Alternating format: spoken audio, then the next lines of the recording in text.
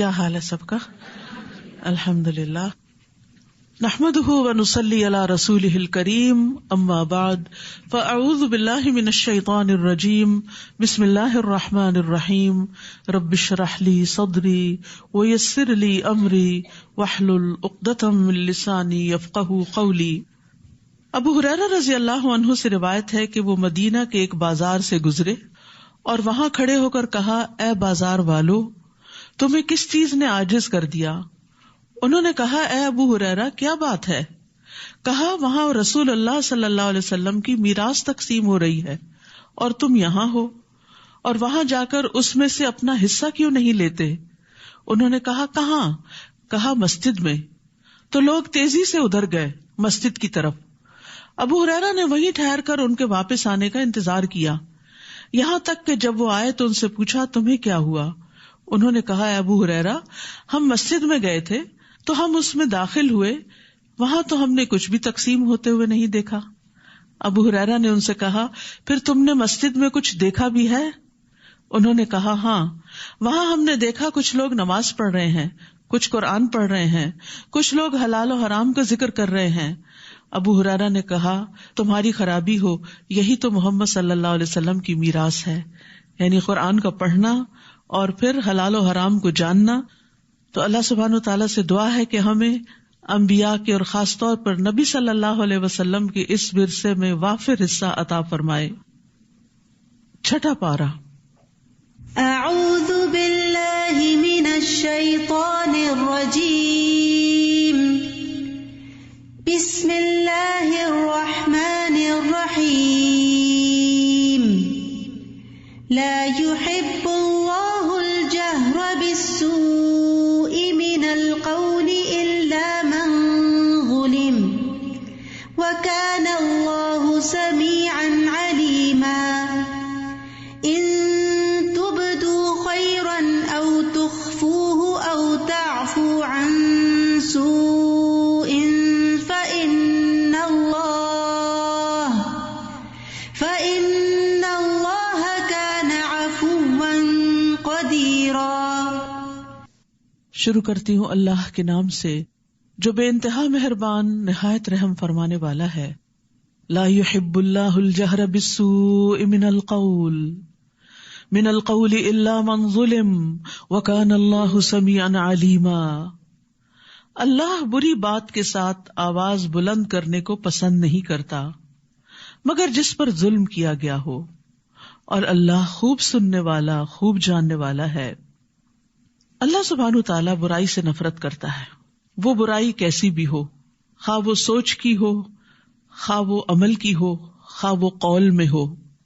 یہاں خاص طور پر بری باتیں بلند آواز سے کرنا اور ان کو عام کرنا، ان کو نشر کرنا، ان کا اعلان کرنا اللہ سبحانہ تعالیٰ کو پسند نہیں۔ ہاں، ایک صورت ہے کہ اگر کسی پر ظلم کیا گیا ہو تو وہ ظالم کے خلاف اپنے جذبات کا اظہار کر سکتا ہے، اپنے ظلم کا ذکر کر سکتا ہے تاکہ وہ ظلم کے خلاف دوسرے کی مدد لے سکے۔ تو اللہ سبحانہ تعالیٰ نے مظلوم کو بری بات کے اظہار کی رخصت دی ہے تاکہ وہ اپنا غصہ ٹھنڈا کر لے اور اپنے ظلم کو اپنے سے دور کر سکے۔ اسی طرح صاحب حق کو بات کرنے کی اجازت ہے۔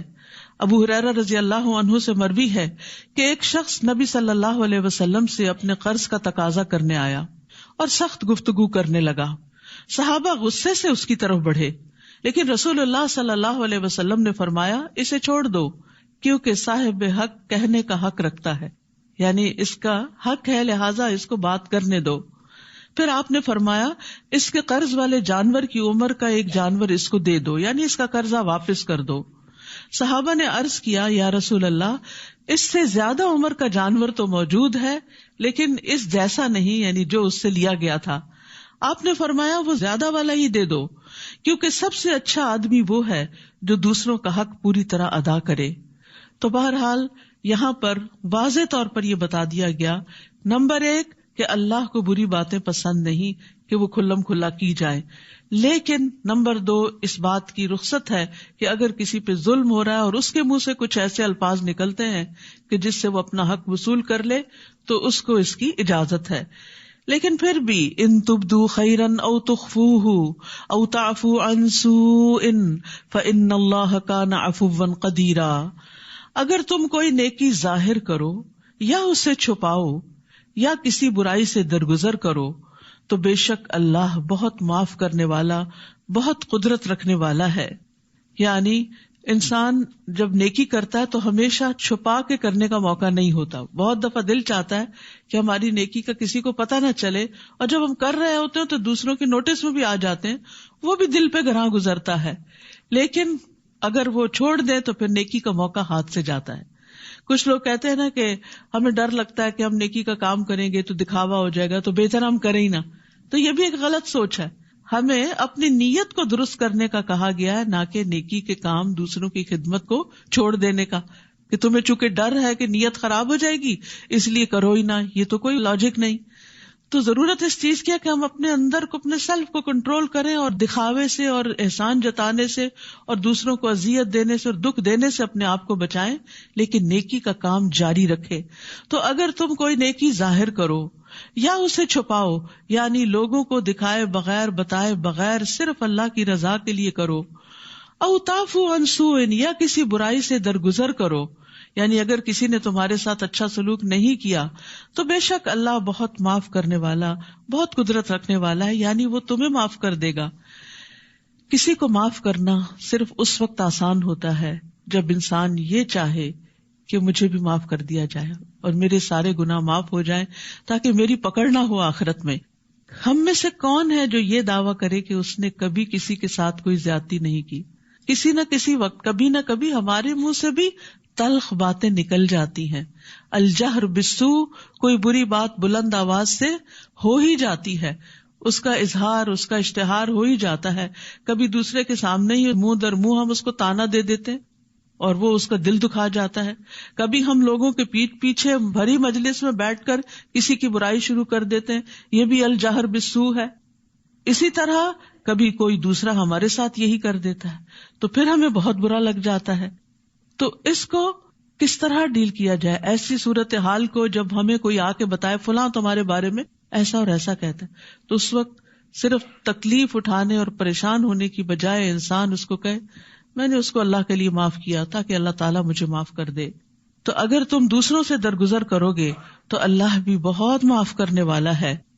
قرآن مجید میں سورۃ النور میں ایک بہت خوبصورت واقعہ آتا ہے حضرت ابوبکر صدیق سے متعلق، کہ جب انہوں نے حضرت عائشہ پہ لگنے والے الزام کی وجہ سے اپنے قریبی رشتہ دار کا وظیفہ بند کرنے کا سوچا تو اللہ سبحانہ وتعالیٰ نے ان کو معاف کرنے کے لیے کہا اور ساتھ ہی فرمایا الا تحبون ان یغفر اللہ لکم، کیا تم پسند نہیں کرتے کہ اللہ تمہیں معاف کر دے؟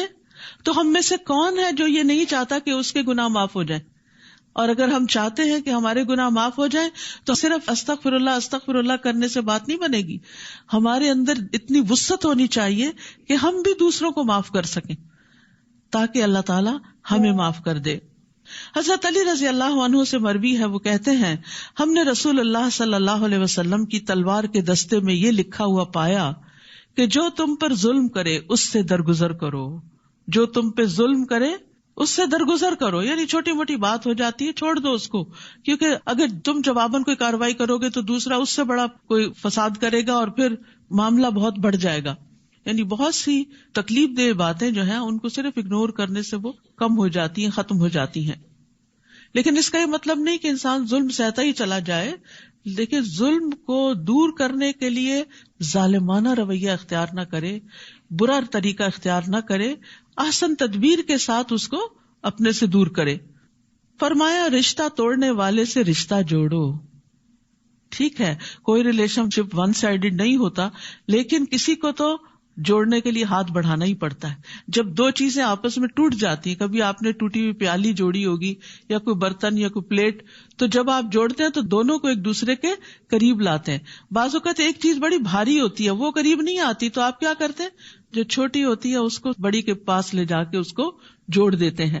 تو اسی طرح کبھی ہم چھوٹے بھی بن جائیں تو کوئی بات نہیں، عزت کس کے پاس ہے اور بڑائی کس کی ہے اصل میں، اللہ رب العزت کی ہے، ہم تو معمولی انسان ہیں. تو اس لیے کبھی یہ نہیں سوچنا چاہیے کہ اس سے تو میں چھوٹی ہو جاؤں گی یا میری شان میں کمی آ جائے گی. کوئی بات نہیں، کبھی جھک جائیں، ہلکے ہو جائیں اور جا کر دوسرے سے جڑ جائیں. اور آپ دیکھیں گے کہ دوسرا بھی پھر مسکرا پڑتا ہے. کبھی ہسبینڈ وائف میں بھی ایسا ہوتا ہے، کبھی بچوں کے ساتھ بھی، دونوں ایک دوسرے سے خفا ہو کے الگ الگ ہو جاتے ہیں، واپس آتے ہیں، ایک ان میں سے آگے بڑھتا ہے، مسکراتا ہے، سلام کرتے تو دوسرا ہنس پڑتا ہے اور معاملہ ختم ہو جاتا ہے. لیکن اگر دونوں ہی ضد پر اڑے رہیں، جمے رہیں، معاف نہ کریں، درگزر نہ کریں، تو پھر بعض اوقات ہمیشہ کے لیے الگ ہو جاتے ہیں. فرمایا جو تمہارے ساتھ برا کرے اس کے ساتھ احسان کرو، اور یہ بڑے دل والوں کا کام ہے، جس کو اللہ توفیق دے وہی کر سکتا ہے. اور حق بات کرو اگرچہ وہ تمہارے نفس کے خلاف ہی کیوں نہ ہو، اپنے خلاف کیوں نہ جاتی ہو، وہ بات کر ڈالو. کیونکہ اپنے خلاف بھی جب چیز جاتی ہے نا اور انسان منہ سے بولتا ہے تو پھر انسان اپنی بھی اصلاح کر لیتا ہے کہ میں دوسروں کو تو کہہ رہا ہوں لیکن خود کیا کرتا ہوں. اور یاد رکھیے جو درگزر کرتا نہیں اس سے کیا نہیں جاتا. عمر رضی اللہ عنہ سے روایت ہے، وہ کہتے ہیں جو شخص رحم نہیں کرتا اس پر رحم نہیں کیا جاتا، جو معاف نہیں کرتا اسے معافی نہیں ملتی، جو درگزر نہیں کرتا اس سے بھی درگزر نہیں کیا جاتا، اور جو توبہ قبول نہیں کرتا یعنی کسی کو معاف نہیں کرتا اس کی بھی توبہ قبول نہیں کی جاتی، جو خود گناہ سے نہیں بچتا اسے بچایا بھی نہیں جاتا. یعنی جو بچنے کا ارادہ نہیں رکھتا پھر اس کو بچنے کی توفیق نہیں ملتی. تو اس لیے جو نیکی کرتا ہے وہ نیکی پاتا ہے، جو خیر کی طرف ایک قدم بڑھاتا ہے اللہ سبحانہ تعالیٰ 10 قدم اس کی طرف آتے ہیں اور اس کو توفیق دیتے ہیں، اور اسی سے زندگی خوبصورت بنتی ہے. ہمیشہ صرف اپنے حقوق کا خیال نہیں رکھنا چاہیے، کبھی دوسرے کو اس کے حق سے بڑھ کر دیں تو آپ کو اس سے بھی زیادہ واپس ملے گا.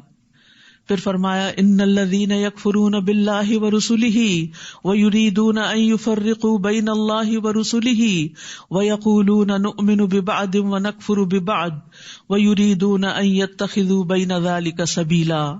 بے شک جو لوگ اللہ اور اس کے رسولوں کا انکار کرتے ہیں اور چاہتے ہیں کہ اللہ اور اس کے رسولوں کے درمیان تفریق کریں. کس طرح؟ اور کہتے ہیں ہم کچھ کو مانتے ہیں اور کچھ کا ہم انکار کرتے ہیں.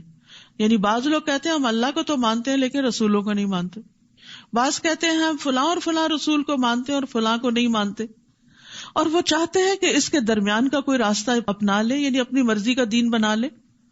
اولئک ھم الکافرون حقا، یہی لوگ دراصل حقیقی کافر ہیں. یعنی دین اپنی مرضی سے انٹرپریٹ نہیں کیا جا سکتا، جس چیز کو ماننے کے لیے کہا گیا ہے اس کو ماننا ضروری ہے، یہ نہیں کہ جس کو دل چاہے مان لیں اور جس کا دل چاہے انکار کر دیں. اور ہم نے کافروں کے لیے رسوا کن عذاب تیار کر رکھا ہے، مگر جو لوگ اللہ اور اس کے رسولوں پر ایمان لائے اور انہوں نے ان میں سے کسی ایک کے درمیان بھی تفریق نہیں کی، یعنی سب پر ایمان لائے، یہی وہ لوگ ہیں جنہیں وہ ان کے اجر ضرور عطا کرے گا، اور اللہ بہت بخشنے والا نہایت رحم کرنے والا ہے. تو یہاں سے یہ بات واضح ہو جاتی ہے کہ آخرت کے عذاب اور رسوائی سے بچنے کے لیے تمام رسولوں پر ایمان لانا ضروری ہے، انکلوڈنگ محمد الرسول اللہ صلی اللہ علیہ وسلم. یہ کہنا کہ سبھی ادیان ٹھیک ہیں اور سبھی اچھے ہیں اور وحدت ادیان کی بات کرنا، تو اس آیت سے پتہ چلتا ہے کہ وحدت ادیان صرف اس وقت ہو سکتا ہے جب محمد الرسول اللہ صلی اللہ علیہ وسلم کے لائے ہوئے دین پر ایمان لایا جائے. اہل کتاب آپ سے مطالبہ کرتے ہیں کہ آپ ان پر آسمان سے ایک کتاب اتار لائیں. در حقیقت انہوں نے موسیٰ سے اس سے بڑی چیز کا مطالبہ کیا تھا، بس انہوں نے کہا تھا ہمیں اللہ کو سامنے دکھاؤ. یعنی اہل کتاب نے تو کتاب کا کہا ہے لیکن موسیٰ سے تو اس سے بھی بڑھ کر مطالبہ کیا گیا. تو ان کے ظلم کی وجہ سے، یعنی یہ بات ایک ظالمانہ بات تھی، اس کی وجہ سے بجلی کی کڑک نے انہیں پکڑ لیا. پھر اس کے باوجود کہ ان کے پاس واضح نشانیاں آ چکی، انہوں نے بچڑے کو معبود بنا لیا. پھر بھی ہم نے ان سے درگزر کیا اور ہم نے موسیٰ کو واضح غلبہ عطا کیا، یعنی اپنی قوم کے مقابلے. یعنی وہ اکیلے تھے، ان کے ساتھ ان کے مددگار ان کے بھائی تھے، لیکن عمومی طور پر بنی اسرائیل کا رویہ ایسا نہ تھا کہ وہ اپنے پیغمبر کے مددگار ہوں. تو اللہ سبحانہ تعالیٰ نے ایسے سارے لوگوں کے مقابلے میں موسیٰ علیہ السلام کو پھر بھی قوت عطا کی تھی کہ وہ اپنا کام کرتے رہے. یعنی بعض اوقات ایسا بھی ہوتا ہے نا کہ آپ کے اپنے لوگ بھی اپنے نہیں ہوتے، آپ کے ساتھی بھی ساتھ نہیں دیتے، تو بھی انسان کو اللہ سے قوت مانگنی چاہیے، اللہ سے مدد مانگنی چاہیے، اور جس کے ساتھ اللہ کی مدد ہو وہ کبھی بھی کمزور نہیں ہوتا. اور ہم نے ان سے پختہ عہد لینے کے لیے کوہ طور کو ان پر اٹھایا اور ان سے کہا کہ دروازے میں عاجزی سے جھکتے ہوئے داخل ہو جاؤ. اور ہم نے ان سے کہا کہ تم ہفتے کے دن میں زیادتی نہ کرو، یعنی اس دن ان پر کام کاج منع تھا کرنا، تو کہا کہ اس دن پھر وہ ساری پابندیاں برداشت کرو. اور ہم نے ان سے پختہ عہد لیا لیکن انہوں نے عہد نہیں نبھائے. تو ان کے عہد توڑنے اور اللہ کی آیات کے ساتھ کفر کرنے اور انبیاء کو ناحق قتل کرنے اور ان کے کہنے کے سبب کہ ہمارے دل غلافوں میں ہیں، ہم نے ان پر لعنت کی، بلکہ اللہ نے ان کے کفر کی وجہ سے ان کے دلوں پر مہر لگا دی تو وہ کم ہی ایمان لاتے ہیں. تو یاد رکھیے، جو لوگ اللہ کا عہد توڑ دے، جو لوگ انبیاء کے ساتھ زیادتی کریں، اور جو لوگ کوئی بات سننے کو تیار نہ ہو، یہ کہیں کہ ہمارے دل تو غلاف میں محفوظ ہیں، مزید کوئی بات ان میں داخل نہیں ہو سکتی، تو پھر اللہ سبحانہ تعالیٰ ایمان لانے کی اور نیک کام کرنے کی توفیق ہی چھین لیتا ہے. غلطی تو کسی سے بھی ہو جاتی ہے، لیکن مومن وہ ہوتا ہے جو غلطی کر کے اصرار نہیں کرتا، فوراً اللہ کی طرف پلٹتا ہے. گناہ چھوٹا ہو یا بڑا ہو اس پر اصرار نہیں کرنا چاہیے، اس سے فوراً نکلنے کی فکر کرنی چاہیے. اس سے انسان کے اندر مزید خیر کا مادہ پیدا ہوتا ہے اور خیر کی توفیق اس کو نصیب ہوتی ہے. اور ان کے کفر کرنے اور مریم پر بہت بڑا بہتان لگانے کی وجہ سے اللہ نے ان پر لعنت کی تھی، اور ان کے یہ کہنے کی وجہ سے کہ بے شک ہم نے ہی اللہ کے رسول مسیح عیسیٰ ابن مریم کو قتل کیا ہے. اب دیکھیے کہ اللہ کے رسول کو قتل کرنا اور پھر اس ڈھٹائی کے ساتھ اعتراف کرنا. افسوس کہ جیسے آج کل مسلمانوں کے اندر بھی بعض لوگ بڑی بڑی تقریب کاری کر کے پھر بڑے فخر سے کہتے ہیں ہم نے کی، تو یہ کوئی خیر اور بھلائی کا کام نہیں. یہ محمد صلی اللہ علیہ وسلم کی سنت پر چلنا نہیں کہ انسان بے گناہوں اور معصوم لوگوں کی جان لے اور بے وجہ ان کو قتل کر ڈالے اور پھر فخر سے اس کا اظہار بھی کرے. تو بنی اسرائیل نے بھی اسی قسم کے فخر کا اظہار کیا. تو اللہ سبحانہ وتعالیٰ فرماتے ہیں حالانکہ انہوں نے اسے قتل نہیں کیا اور نہ اسے سولی پر چڑھایا، بلکہ یہ معاملہ ان پر مشتبہ بنا دیا گیا تھا. روایات میں یہ آتا ہے کہ جب عیسیٰ علیہ السلام کو بنی اسرائیل کی سازشوں کا علم ہوا اور پتہ چلا کہ اب آخری وقت آ گیا ہے، یہ مجھے مار ہی ڈالیں گے، تو انہوں نے اپنے حواریوں میں سے جو 12 یا 17 بتائے جاتے ہیں کہا کہ کون میری جگہ قتل ہونے کو تیار ہے کہ اللہ تعالیٰ میری صورت اس پہ ڈال دے گا. تو ایک حواری تیار ہوا اور عیسیٰ علیہ السلام کو اللہ تعالیٰ نے آسمان پہ اٹھا لیا، اور وہ شخص عیسیٰ علیہ السلام کی شکل میں پکڑا گیا اور مارا گیا. تو اسی لیے اللہ تعالیٰ فرماتے ہیں بلکہ معاملہ ان پہ مشتبہ بنا دیا گیا. لیکن یہ بات قرآن کی روح سے یقینی ہے کہ عیسیٰ علیہ السلام کو نہ قتل کیا گیا تھا نہ سولی پہ چڑھایا گیا تھا. دوسری جگہ پر آتا ہے بل رفعہ اللہ الیہ، اللہ نے اس کو اپنی طرف اٹھا لیا. اور یہاں فرمایا بلکہ یہ معاملہ ان پر مشتبہ بنا دیا گیا تھا، اور بے شک جنہوں نے اس میں اختلاف کیا ہے یقیناً وہ اس کے بارے میں شک میں پڑے ہوئے ہیں. وہ خود بھی تسلی میں نہیں ہے کہ معاملہ کیا ہوا. انہیں اس کے بارے میں کوئی علم نہیں سوائے گمان کی پیروی کرنے کے، اور انہوں نے اسے یقینی طور پر قتل نہیں کیا بلکہ اللہ نے اسے اپنی طرف اٹھا لیا. اور اللہ بہت زبردست خوب حکمت والا ہے، یعنی اس کے لیے کوئی کام بھی مشکل نہیں، وہ غالب ہے. اور یہاں اللہ کی صفت عزیز استعمال ہوئی ہے جس کا ایک معنی ہے عزت دینے والا، یعنی اللہ اپنے دوستوں کو، اپنے پیغمبروں کو عزت دینے والا ہے اور بہت حکمت والا ہے.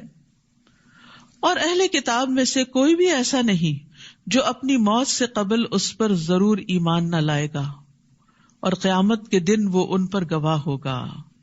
تو اس سے یہ پتہ چلتا ہے کہ عیسیٰ علیہ السلام پر ایمان لے آئیں گے اہل کتاب قبل موتی ہی سے مراد عیسیٰ علیہ السلام کی وفات، کیونکہ عیسیٰ علیہ السلام دوبارہ دنیا میں آئیں گے اور طبعی موت سے فوت ہوں گے اور پھر اس کے بعد قیامت کے دن دوبارہ اٹھائے جائیں گے.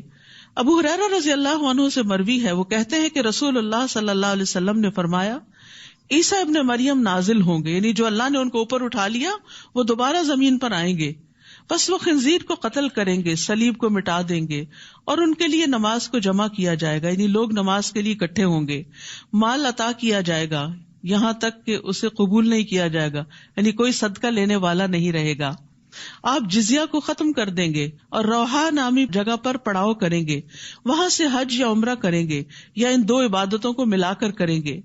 پھر ابو ہریرہ رضی اللہ عنہ نے اسی آیت کی تلاوت کی جس کا مطلب ہے اور اہل کتاب میں سے کوئی نہیں مگر اس کی موت یعنی عیسیٰ علیہ السلام کی موت سے پہلے اس پر ضرور ایمان لائے گا اور وہ قیامت کے دن ان پر گواہ ہوں گے۔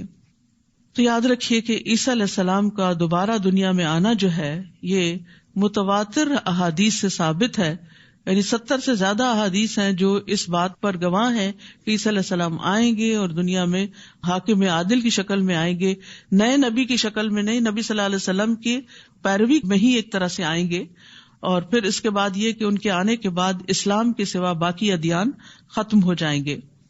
ابو ہریرہ سے روایت ہے کہ نبی صلی اللہ علیہ وسلم نے فرمایا میرے اور عیسیٰ علیہ السلام کے درمیان کوئی نبی نہیں ہے اور یقیناً وہ اترنے والے ہیں، جب تم انہیں دیکھو گے تو پہچان لو گے، وہ درمیانی قامت والے ہیں، ان کا رنگ سرخ و سفید ہوگا، وہ ہلکے زرد رنگ کے لباس میں ہوں گے، ایسے محسوس ہوگا جیسے ان کے سر سے پانی ٹپک رہا ہو، حالانکہ نمی نہیں ہوگی، پانی نہیں ہوگا، یعنی بہت ڈیٹیلز بتائی گئی ہیں، عیسیٰ علیہ السلام کی ڈسکرپشن دی گئی ہے کہ وہ کیسے دکھائی دیں گے، یعنی بہت نظیف اور چمکدار اور خوبصورت۔ وہ لوگوں سے اسلام کے لیے قتال کریں گے، صلیب توڑ دیں گے، خنزیر کو قتل کریں گے، جزیہ موقوف کر دیں گے۔ اللہ ان کے زمانے میں اسلام کے علاوہ دیگر ادیان کو ختم کر دے گا، وہ مسیح دجال کو ہلاک کریں گے۔ عیسیٰ علیہ السلام زمین میں 40 سال رہیں گے، پھر ان کی وفات ہوگی اور مسلمان ان کا جنازہ پڑھیں گے۔ یہ سنن نبی داؤد کی روایت ہے اور پچھلی حدیث جو تھی وہ مسند احمد کی تھی۔ یعنی اتنی واضح روایات، اور بھی اس میں بہت ڈیٹیلز ہیں۔ یاجوج ماجوج بھی انہی کے دور میں نکلیں گے، پھر آپ ہی کی دعا کی وجہ سے ان کا خاتمہ ہوگا، تو وہ قیامت کی نشانیوں میں سے ایک نشانی بھی ہے۔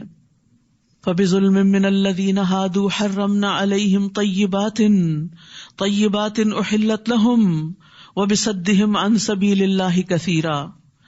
پھر جو یہودی بن گئے ان کے ظلم کی وجہ سے اور اکثر لوگوں کو اللہ کے راستے سے روکنے کی وجہ سے ہم نے ان پر حلال کی گئی پاکیزہ چیزیں حرام کر دیں۔ یعنی بعض اوقات اللہ تعالی گناہوں کی سزا دنیا میں ہی دیتا ہے اور نعمتوں سے محروم کر دیتا ہے۔ بہت سی حلال چیزیں ان پر حرام کر دی گئی تھی، تو اس سے کیا پتہ چلتا ہے کہ انسان کو گناہوں سے ڈرنا چاہیے۔ اگر وقتی طور پر کوئی نقصان نہیں بھی ہوتا تو ایسا نہ ہو کہ مرنے سے پہلے انسان کسی فتنے یا آزمائش میں پڑ جائے، تو ہمیشہ اللہ سے توبہ کرتے رہے۔ اول تو بچنے کی کوشش کرے، تقویٰ بچنے ہی کا نام ہے، اور پھر انسان ہے، کمزور ہیں، گر پڑتے ہیں تو گر پڑے تو اٹھ جائیں، یعنی توبہ کر لیں تاکہ دنیا اور آخرت دونوں کی سزا سے بچ سکے۔ اور ان کے سود لینے کی وجہ سے بھی، جبکہ وہ لازماً اس سے روکے گئے تھے، اور ان کے لوگوں کے مال باطل طریقے سے کھانے کی وجہ سے بھی، اور ان میں سے جو انکار کرنے والے ہیں ان کے لیے ہم نے دردناک عذاب تیار کر رکھا ہے۔ لیکن ان میں سے جو لوگ علم میں راسخ ہیں اور جو مومن ہیں وہ اس پر ایمان لاتے ہیں جو آپ کی طرف نازل کیا گیا اور جو آپ سے پہلے نازل کیا گیا، اور جو نماز قائم کرنے والے ہیں اور زکوٰۃ ادا کرنے والے ہیں اور اللہ اور یوم آخرت پر ایمان رکھنے والے ہیں، یہی وہ لوگ ہیں جنہیں ہم ضرور اجر عظیم عطا کریں گے۔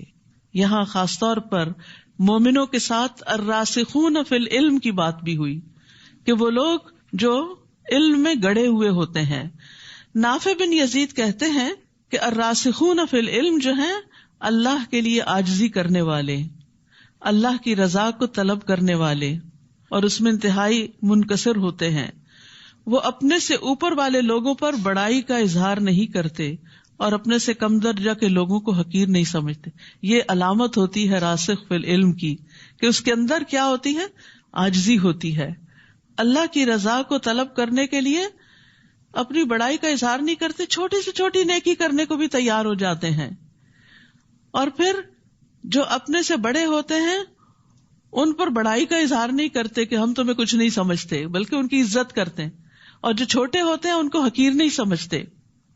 ایک اور قول ہے کہ الراسخ فی العلم وہ ہوتا ہے جس میں 4 چیزیں پائی جائیں.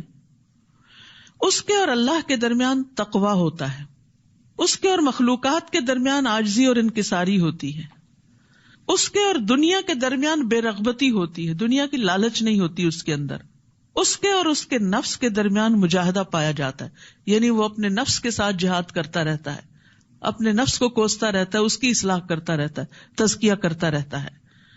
تو علم تو بہت سے لوگ حاصل کرتے ہیں، لیکن علم میں مضبوطی، علم میں پختگی اور علم کی شان چند ہی لوگوں میں نظر آتی ہے، اور وہ عمل سے دکھائی دیتی ہے. ان کا ظاہر اور باطن دونوں ہی خوبصورت ہوتا ہے، اور انسانوں کے ساتھ بھی ان کے تعلقات بہترین ہوتے ہیں. تو یاد رکھیے، آپ میں سے جو علم کا شوقین ہے اور علم کے فضائل حاصل کرنا چاہتا ہے اور واقعی علم والا کہلانا چاہتا ہے اور اہل علم میں شمار ہونا چاہتا ہے، تو اس کو دل میں تقوی، مخلوق کے ساتھ عاجزی، دنیا سے بے رغبتی اور اپنے نفس کے ساتھ جہاد، یہ کام کرنے چاہیے.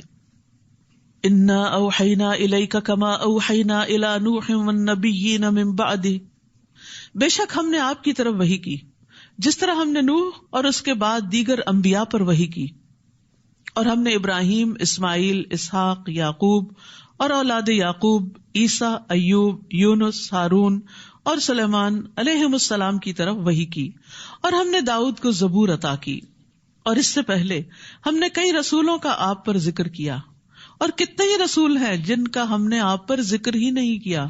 جیسے پہلے بھی میں نے عرض کیا تھا نا کہ انبیاء کی تعداد جو ہے وہ 1,00,000، بعض روایات میں 24 ہے، بعض میں 14 ہے، بعض میں 4 ہے، لیکن رسول جو ہے وہ 304 ہیں، اور اس میں سے 5 جو ہیں وہ اولو العزم ہیں.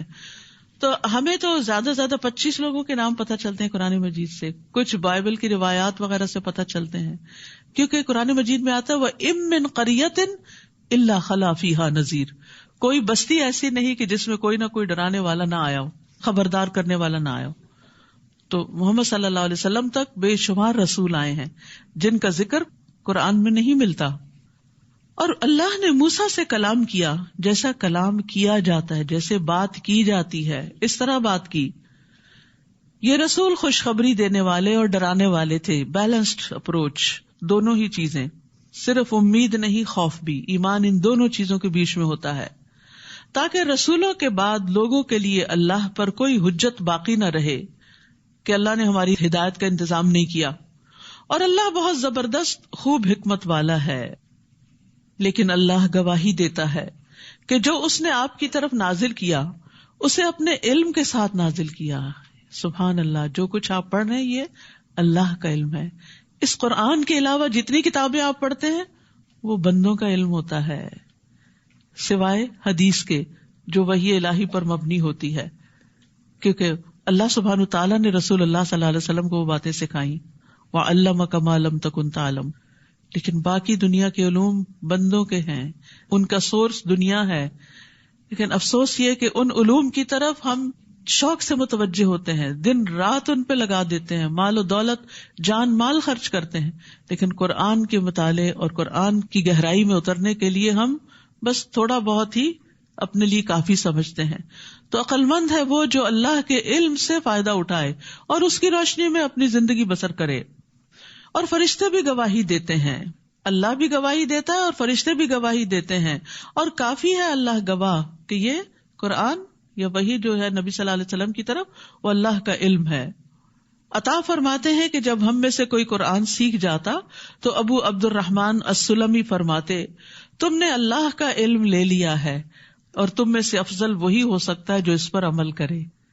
یعنی کامیاب تو پھر وہی ہے جو اللہ کے علم کو اپنی زندگی میں اپنا لے. السلام علیکم ورحمۃ اللہ وبرکاتہ. الحمدللہ ہمارا چھٹا پارہ شروع ہو چکا ہے، اور یہ اس کا پہلا لیکچر تھا، اور ہر پارے کے 4 لیکچر ہوتے ہیں، اور اس میں ماشاءاللہ یہ عام خواتین کے لیے تو یعنی دورہ قرآن ہے، اور جو لوگ اسائنمنٹس لکھنا چاہیں الہدا کا فہم القرآن کورس 2019 کرنا چاہیں ان کے لیے یہ اسائنمنٹس والا کورس بھی ہے. اور ان آیات میں ہم نے حضرت عیسیٰ کے بارے میں بہت سی معلومات ہمیں ملی ہیں. امید ہے کہ انشاءاللہ ہمیں اس سے عیسائیت کا جو تصور ہے اور جو ان کا نظریہ ہے اس بارے میں وہ بھی ہمارا کلیئر ہوتا ہے.